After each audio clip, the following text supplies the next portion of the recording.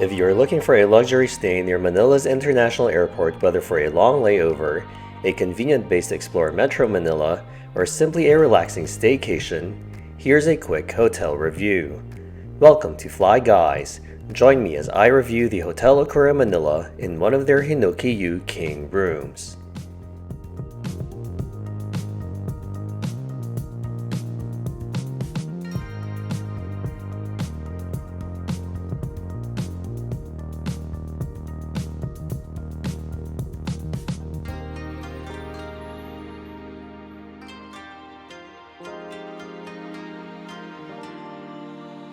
On a recent visit to the Philippines, we needed a hotel near the airport before our early morning flight to Boracay the next day. There aren't any hotels in the immediate area around Terminal 2 where we were departing from, but there are quite a few good accommodation options within a few miles. We chose Hotel Okura Manila for several reasons. We love Japan, and this was the closest we could get to a Japanese experience on this trip. I was also very interested in the wooden soaking tubs made of Hinoki wood, and we were also intrigued by this luxury Japanese hotel brand, which is best known for the iconic and distinctly designed lobby of its former Tokyo property.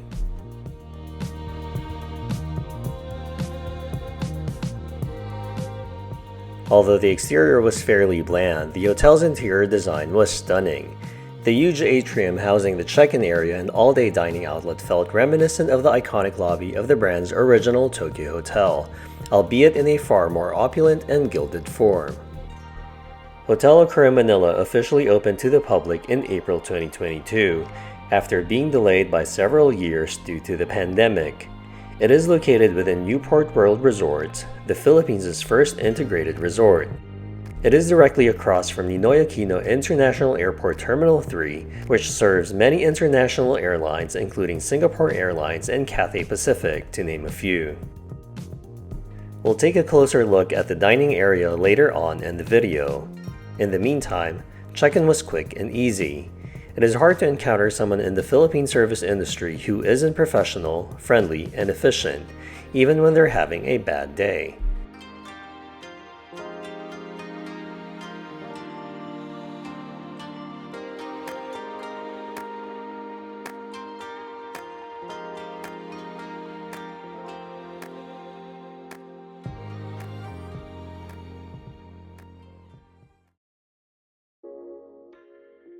Welcome to my Hotel Okura Manila Hinoki-yu King Room. The Hinoki-yu room is one of the hotel's 190 rooms, ranging from elegant modern accommodations to more Japanese-inspired designs. The rooms are quite spacious at 46 square meters or 495 square feet. One important thing to note is that this room category is entirely inward-facing, meaning there are no exterior views. Instead, the shoji screens open up to views of the hotel's inner atrium.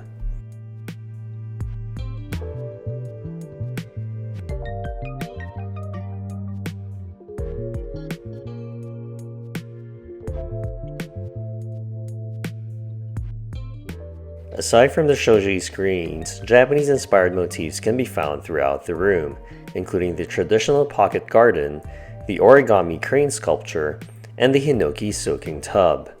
I also read that tatami mats were incorporated into the ceiling design rather than used as flooring due to the country's humid climate.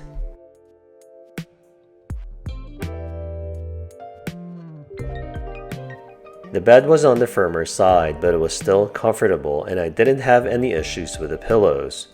Room lighting controls were located on each side of the bed along with the standard landline phone, TV remote, and notepad and pen.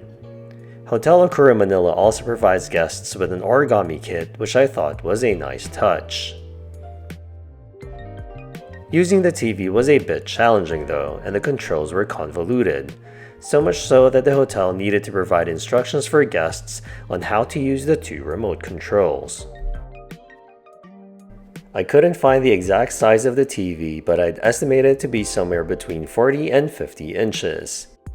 The interface itself was fairly straightforward, once you figured out how to get the system working. Anyway, also at the massive entertainment console is a pretty huge soundbar. Past the bed is a huge mini bar that included an espresso machine, an electric kettle, tea and coffee ware, and a variety of glassware, with a minibar fridge occupying the bottom space. The fridge was empty except for the complimentary bottles of water.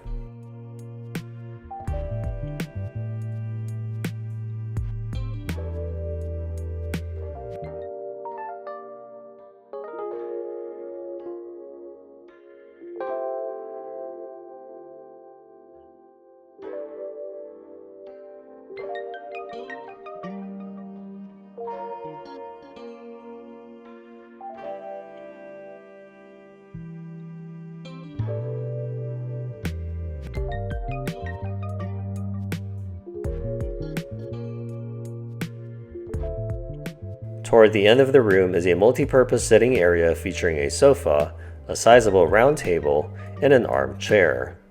There's no separate desk in the room, so I assume the table and armchair are intended to serve as the workspace as well. On the table was the welcome amenity, which included a branded bottle of water, a milk chocolate bar infused with Philippine Barako coffee, and some banana chips.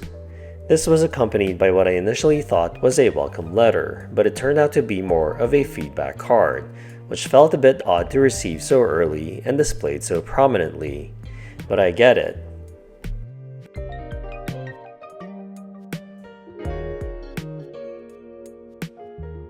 The room is divided into distinct sections, with the entertainment console almost serving as a divider between the bedroom and the bathroom areas. Behind the console is a long open wardrobe featuring a luggage rack and the in-room safe. And this is where you'll also find the bathrobes, the Japanese yukata sets, and the in-room slippers.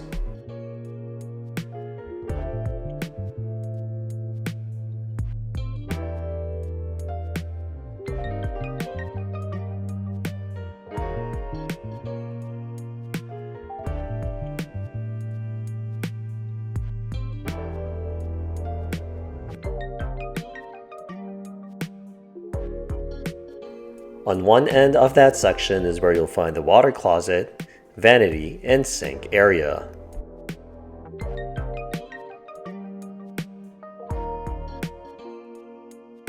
The room features a rather fancy Japanese bidet toilet that seems to greet you hello as you walk in.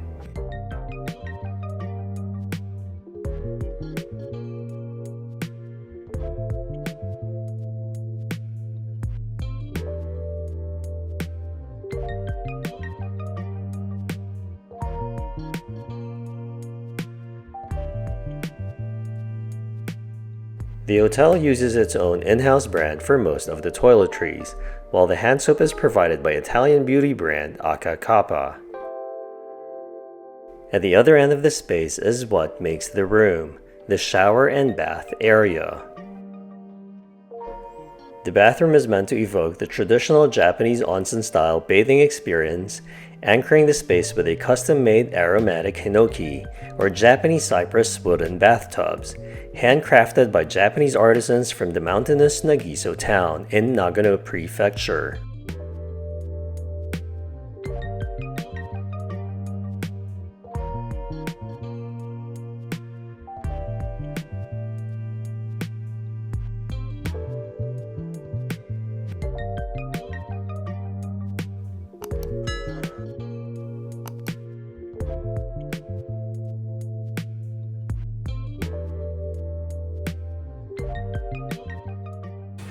The water pressure wasn't great, so it took some time for the tub to fill up, and the bathroom floor paint was peeling, so you'd see black specks on the soles of your feet or after stepping into the tub. I didn't mind those though, and I just enjoyed the experience and transported myself to Japan.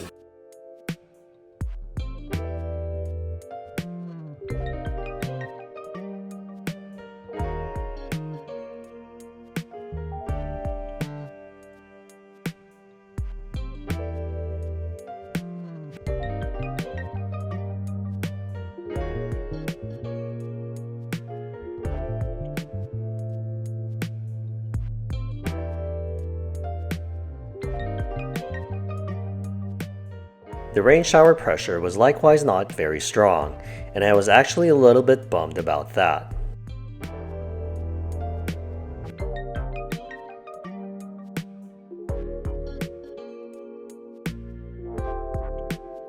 Overall, I'd give the room a 7 out of 10.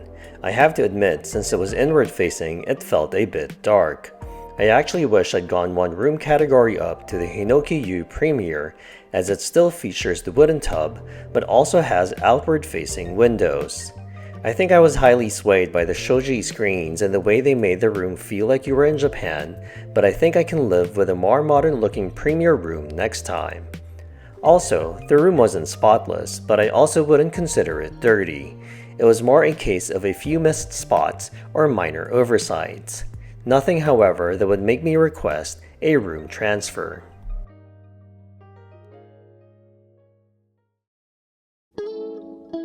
On the top floor, you'll find the fitness center, outdoor pool, and separate sauna facilities for men and women. Right off the elevator, you'll first pass through the Zen Rock Garden and Bonsai Hall, where bonsai plants are displayed in partnership with a local bonsai group. To the left is the sleek, modern gym, which is open 24 hours and features techno gym equipment, including free weights.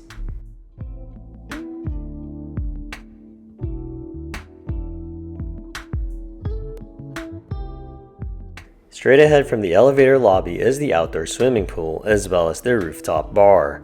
A storm had just passed that day, so the pool was technically closed when I filmed this clip.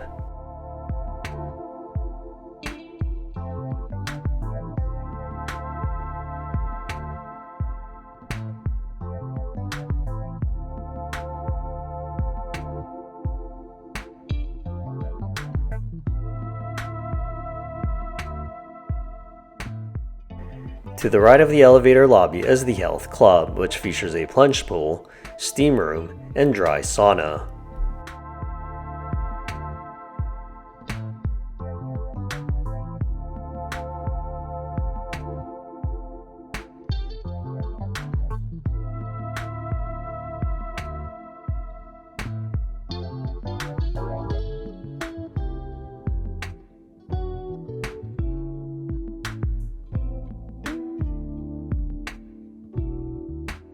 Hotel Okura Manila is located within the Newport World Integrated Resort Complex, which is also home to 5 other hotel brands including a Marriott Hotel, a Sheraton, and a Hilton, as well as countless options for dining, shopping, and gaming. We actually had dinner at one of the casual Korean restaurants there, and it was pretty good.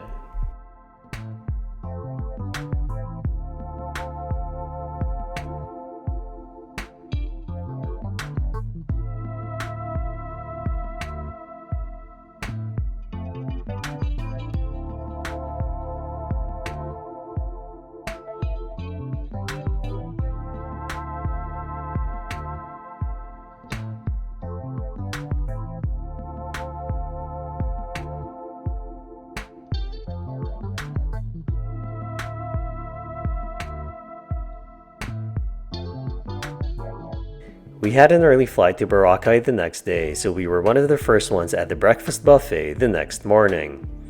Breakfast is served at the hotel's stunning all-day dining restaurant Yawaragi. It is one of the 3 dining outlets at the hotel, which also include the fine dining restaurant Yamazato, featured in the 2026 Michelin Guide.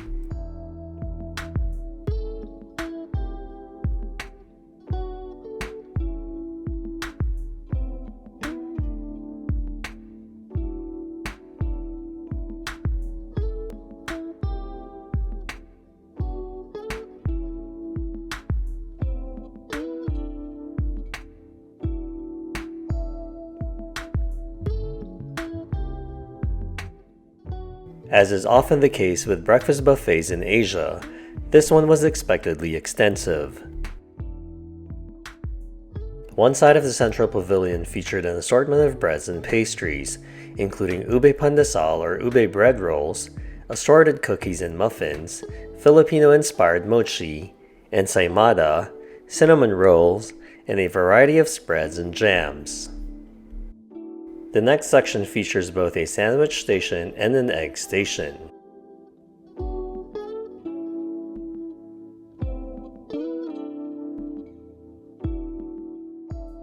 There were also a couple of egg dishes available, including shakshuka and shirred eggs. They also served ube champorado, a Filipino breakfast staple consisting of sweet milky rice porridge. There's pork and shrimp shumai, as well as a couple of soup dishes including laksa noodle soup and a vegetable noodle soup.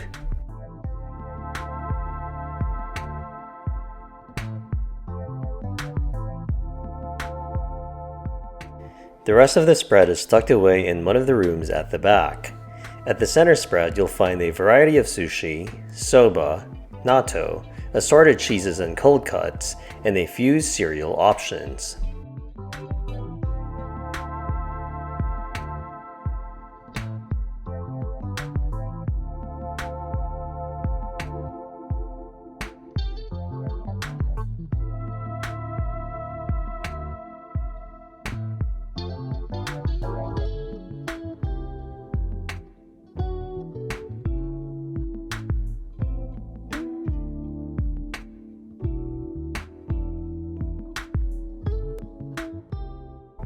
Around the corner is where you'll find a couple of yogurt options, muesli, fresh coconut juice, and a variety of fruits and fruit juices. On the opposite side is a DIY salad bar, along with a couple of prepared salad options including a Japanese crab mango salad. One side of the room features Japanese cooked dishes including yakisoba, hijiki, Japanese pork barbecue, fish with wakame sauce, salmon yaki, and miso soup.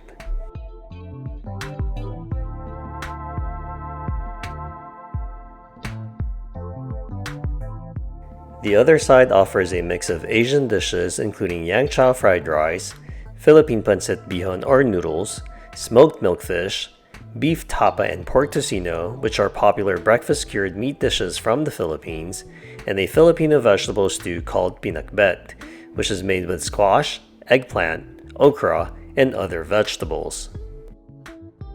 Although the buffet spread wasn't as extensive as the other Philippine hotels we stayed at on this trip in the same category, and while some of the groupings and presentation felt a bit odd or simple, I have to say that the quality of the food was excellent, and I really enjoyed it.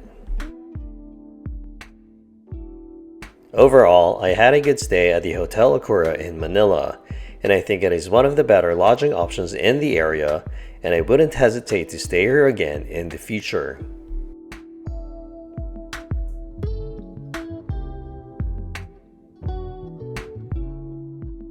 Thank you for watching and safe travels. Please make sure to like and subscribe.